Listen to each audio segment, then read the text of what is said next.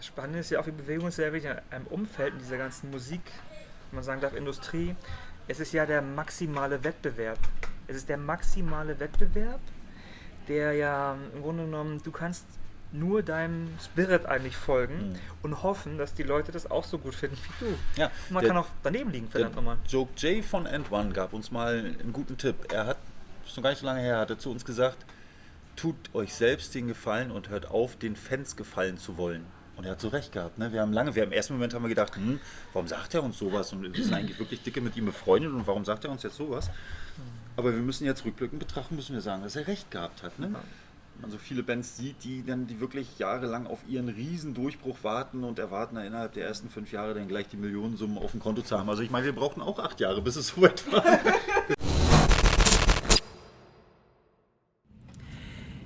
So, ich bin hier heute mit Beyond Obsession in Helsinki. Erst nochmal herzlich willkommen an euch. Dankeschön. Okay. Seid ihr zum ersten Mal in Helsinki?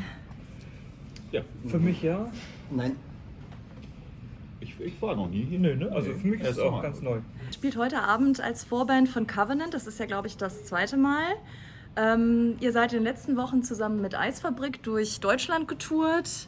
Wie hat es euch denn gefallen mit Eisfabrik? Wie war die Zeit? Also Eisfabrik sind ganz tolle Leute, also richtig gute Freunde mittlerweile auch geworden. Und es ist immer aufregend, wenn man so eine Tour hat und mit so einem Kaliber dann auch touren darf. Und ja, es wird eigentlich immer besser, je länger man auf Tour ist und immer schöner wird es eigentlich und so ein bisschen Wehmut stellt sich schon ein, so kurz vor Tourende im Grunde Vom genommen. letzten Konzert in Frankfurt, ja. Genau. Aber ansonsten ganz dufte Jungs.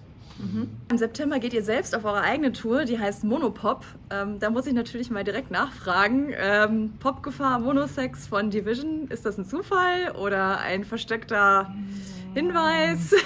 Also es ist schon Zufall, würde ich sagen, denn wir haben jetzt gerade eine Zeit, wo wir sehr fleißig sind, würde ich mal sagen. Das Album haben wir jetzt gerade, das letzte Album Revolution from Below, gerade veröffentlicht und wir arbeiten am nächsten Album, welches im August erscheinen soll. Ja.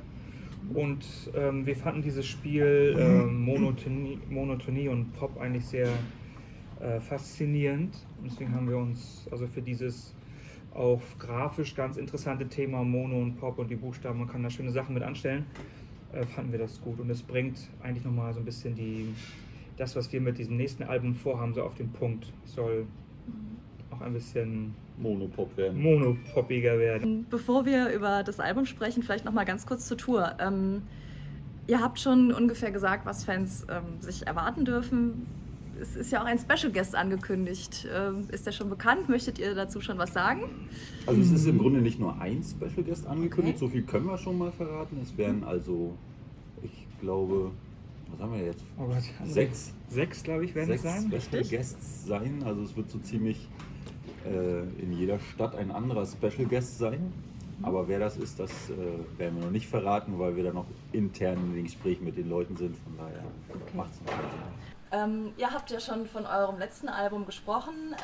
Revolution from Below wurde am 31. Januar veröffentlicht. Ich hatte ja auch das Vergnügen, es zu rezensieren. Das hat auf jeden Fall sehr viel Spaß gemacht. Danke nochmal. Danke dir. Was mich ein bisschen interessiert ist, seid ihr insgesamt mit dem Ergebnis zufrieden oder gibt es manchmal Momente, wo ihr euch im Nachhinein denkt oder einer von euch, das hätte besser sein können, das hätten wir noch anders machen können. Gibt es solche Momente auch bei euch? Ja. Also, zumindest bei mir, und das ist ja aber auch das Schöne, das ist ja im Grunde das, was es ausmacht. Ne? Wir machen die Lieder sicherlich zusammen, aber am Ende hat ja doch jeder seine eigenen Vorstellungen jeweils von den Songs.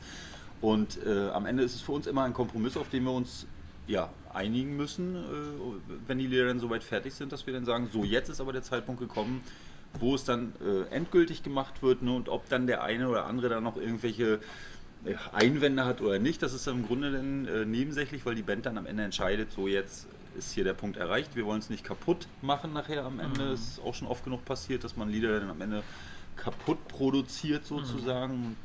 Deswegen ist es eigentlich ganz cool, dass sicherlich im Großen und Ganzen gefällt es uns allen. Jeder Song soweit, der eine hat den als Lieblingssong, der andere hat den als Lieblingssong, aber das ist, denke ich, vollkommen okay und wird in anderen Bands sicher auch nicht anders sein. Die erste Single-Auskopplung heißt ja auch Revolution from Below. Wie kamt ihr zu diesem konkreten Titel? Gab es da einen bestimmten Hintergrund? Ja, also das gab einen Hintergrund. Wir hatten eigentlich, ich hau mal einfach so raus, wir hatten eigentlich eine Zeit gehabt vor 1-2 Jahren, würde ich mal sagen. 2-3 Jahren. 2-3 Jahre. Da hatten wir in vielerlei Entscheidungen nicht so viel Glück gehabt. Würde ich mal sagen. Ich habe es nett formuliert. Genau, war nicht so glücklich. Und da haben wir gesagt, Mensch, irgendwie, und das war irgendwie, es wollte nichts gelingen, es war einfach schwierig. Und wir haben einfach gesagt, die Kraft muss einfach von unten kommen. Die Revolution, die wir wollen, die müssen wir machen. Und so kam auch der Titel, dass wir sagen, Mensch, wenn wir eine Revolution wollen, unsere Musik zeigen, dann müssen wir das auch von uns aus starten. Und das war eigentlich unsere kleine Revolution, die wir so gemacht haben, uns wieder zurück eigentlich zu bringen, zu einem Punkt, wo wir gut weitermachen können. Und es war also unsere persönliche Revolution im Grunde genommen, möchte ich mal sagen. Und wir haben uns auch Verstärkung von einem Revolutionär. Kann ich dazu noch nicht so viel sagen. Ein Revoluzer? Ein Revolutionär. Weil ich so lange dabei bin bei Beyond Obsession. Ja, es waren schwere Zeiten und am Ende haben wir uns dann dafür entschieden gehabt, dass wir nicht den Kopf in den Sand stecken, nicht einfach so weiter dümpeln, wie es bis dahin gelaufen wird und uns vor Gott und der Welt verstecken und uns selbst mitleiden, sondern schlussendlich haben wir gesagt, wir reißen uns jetzt zusammen, gehen das Ganze nochmal von Null wieder an und erarbeiten uns dann das, was dann kommt. Ne? Und genau das ist als Revolution im Grunde auch so zu verstehen. Und so hat es sich angefühlt, bei So Null hat wieder sich's zu starten. Viele sagen, ja, war doch gar nicht so, aber für uns war das schon eigentlich so. Gefühlt war es wieder neu zu Beginn. Ne? Ja. Wir waren ja gerade schon so ein bisschen in dem Bereich, wie ihr euch aufteilt, wie ihr euch strukturiert. Gibt es für jeden von euch bestimmte, sage ich jetzt mal, einen idealen Ort, wo ihr kreativ arbeiten könnt, wo euch die besten Ideen kommen, oder ist das eher eine sehr spontane Sache, die man nicht unbedingt von einem bestimmten Ort abhängig machen kann? Die Schwierigkeit ist immer bei Liedern, dass man immer, wenn man die Ideen eigentlich braucht, sie nicht hat. Deswegen musste man erst einmal lernen, das war so eine Erkenntnis bei mir, dass man, wenn man Ideen hat, dass man sie auch festhält und am besten immer gleich zeitnah. Und das kann ja, wie gesagt, Worte sein, das kann Situationen sein oder Bilder, die man hat oder sie vor Augen hat oder auch Musik oder Melodien oder irgendwas. Und du musst halt lernen, dass dir irgendwie ein Forum zu schaffen, wo du das dir merkst. Und weil wenn wir dann diese Ideen brauchen, ist das ganz schön doof, sich so auf Stress das wird nichts. zu erarbeiten. Das ist immer besser, wenn man dann das bei Zeiten schon sammelt. Und das habe ich mir angewöhnt und das ist eigentlich mein Konzept.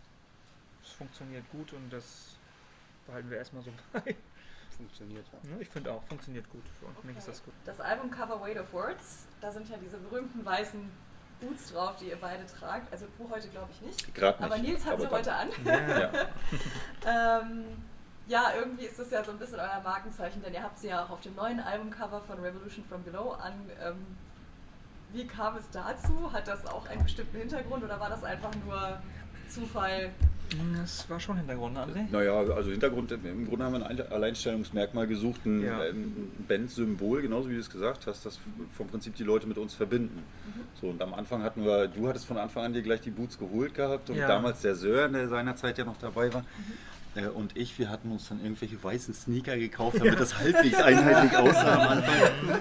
In der schwarzen Szene muss man irgendwie auffallen. Ja, muss man auffallen, ganz genau. So, und das gab es halt noch nicht und deswegen haben wir uns dann über kurz oder lang alle diese Boots zugelegt und ja, nun ist es so, wie du sagst, es ist ein Markenzeichen geworden und wir tragen sie voller Stolz. Ja. Es ist ja im Grunde genommen so, alles war ja schwarz. Also wir haben uns eigentlich nie so an dieser schwarzen Szene orientiert. Und wir haben gesagt, na gut, man hat uns schnell da in diese Szene mit reinportiert, aber im Grunde genommen haben wir uns da nie so gesehen, weil wir waren immer so die bunten Vögel mit lustigen Melodien und ganz verspielt. Und dann kamen die bösen Jungs aus der schwarzen Szene und einer wollte böser sein als der andere. Und wir haben gesagt, okay, wir wollen aber wir wollen das Gegenteil sein. Wir sind wir sind Nice Guys sind wir. Ja, und wir haben weiße Schuhe, nicht die schwarzen, wir sind die weißen. Ja. Und das war eigentlich so der Hintergrund dabei. Und sie dürfen bewusst nicht geputzt werden, weil so weiß sind wir dann auch nicht. Nein, sie werden immer schwarzer, muss man dazu sagen. Schön. Die werden immer schwarzer. Hattet ihr musikalische Vorbilder, als ihr Kinder oder Jugendliche wart? Also bei mir war tatsächlich so, wie der zweite wahrscheinlich, Depeche Mode, Eurasia, Yazoo, aber für mich war auch ganz groß immer Alpha Will, wo ich nicht viele von treffe, die sagen, Alpha Will ist mein Favorit. Und das ist so fast gleich mit Depeche Mode, ganz großer Alpha Will-Fan, ja. Okay. Bei mir im Grunde genau das Gleiche auch. Depeche Mode lief hoch und runter, damals aber auch Sachen wie Bros oder Cure eine Zeit lang gehört, bis es dann irgendwann mal ins weiter Schwarzere abdriftete. Schwarzere, also dann kam sowas wie Das Ich, Lacrimosa, Deine Lakaien, Relatives Menschsein und so eine Bands, die haben mich dann eine Zeit lang sehr, sehr gefesselt. Aus verschiedensten Gründen. Ja, und dann irgendwann hat man sich so ein Misch daraus gemacht. Hat man gesagt, okay, man kann durchaus diese Sachen, man kann Sisters of Mercy hören und toll finden und kann im Umkehrschluss aber auch, ich sag mal, Alphaville toll finden. Das ist irgendwo, also wir sind da nicht so ganz fest gestrickt, ich zumindest nicht, dass ich jetzt sage, ich höre jetzt bloß schwarze Musik und nur 4/4 oder was weiß ich was.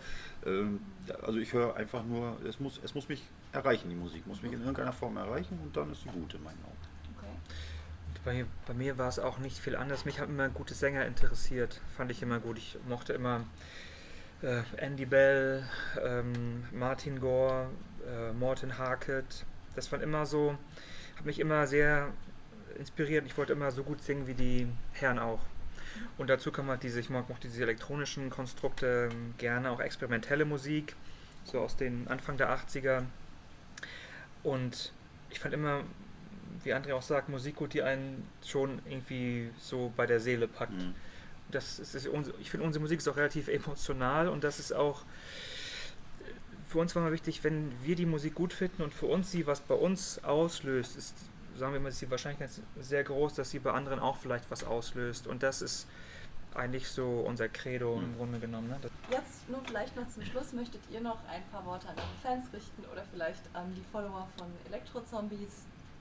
Was auch immer euch einfällt. Ja, also an die Fans natürlich. Vielen Dank für alles, was ihr bislang für uns gemacht habt, weil ohne euch wären wir logischerweise nicht und nichts. Also musikalisch gesehen zumindest mal. Ist natürlich klar, dass die Fans sind für uns das Allergrößte. Wir sind jetzt hier in Helsinki, wir sind 2 Stunden jetzt hierher geflogen und wir haben mitbekommen, dass so 10, 15 Leute aus Deutschland uns gefolgt sind, aus Deutschland hierher zu unserem Auftritt heute nach Helsinki. Also ganz ehrlich, wie viel mehr kann man sich dann wünschen als Band? Das ist großartig, es fühlt sich toll an, Gänsehaut. Und ja, an die Leser oder die Follower von Elektro-Zombie, wer uns noch nicht kennt, geht gerne auf unsere Seite www.beyondobsession.de oder bei Facebook, Instagram, Twitter findet ihr uns. Bei YouTube findet ihr einen Haufen Videos, auch Live-Videos von uns.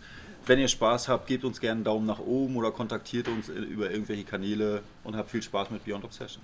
Genau, bleibt uns treu, das Beste kommt doch erst noch. Immer.